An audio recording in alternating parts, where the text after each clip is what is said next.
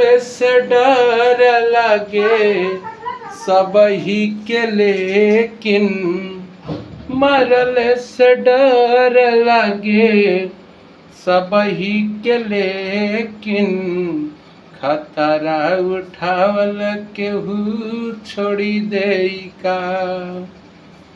मरले से डर लगे सबही के, लेकिन खतरा उठावल केहू छोड़ी देई का। चिरई न घर छोड़ी बहनरा के डर से, चिरई न घर छोड़ी बहनरा के डर से, रोज रोज खोथावा बा नाई अपना घर से,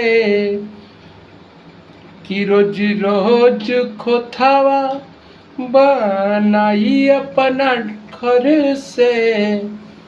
कभी कभी दिया ना से, कभी कभी दिया ना से, घर जरी जाला त दिया ना जरावल केहू छोड़ी देई का। कभी कभी दिया ना से, घर जरी जाला त दिया ना जरावल केहू छोड़ी देई का।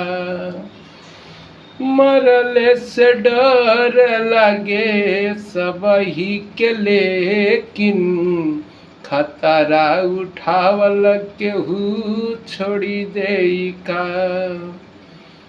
कि रोज रोज गिरे पर रेलिया विमान हो, आना जाना छोड़े नहीं कबई इंसान हो।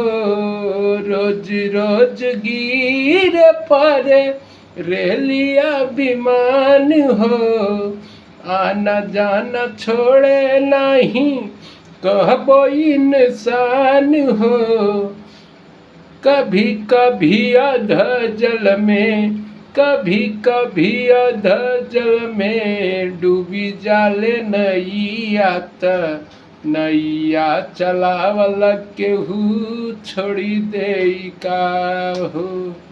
मरले से डर लगे सबही के, लेकिन खतरा उठावल केहू छोड़ी देई का। कि डर के न भागी केहू आंधी और तूफान से, कि जेडी रमेश रही है मुंबई में शान से।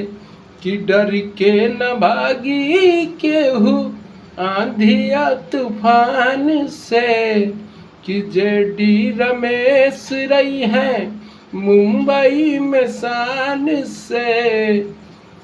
कि सुनी नहीं केहू अगर, सुनी नहीं केहू रमेश जौनपुरी का गनावा त गवलो बजावल केहू छोड़ी देई का। और सुनी नहीं केहू अगर जौनपुरी का गनावा त गवलो बजावल केहू छोड़ी देई का। मरले से डर लगे सबही के, लेकिन खतरा उठावल केहू छोड़ी देई का।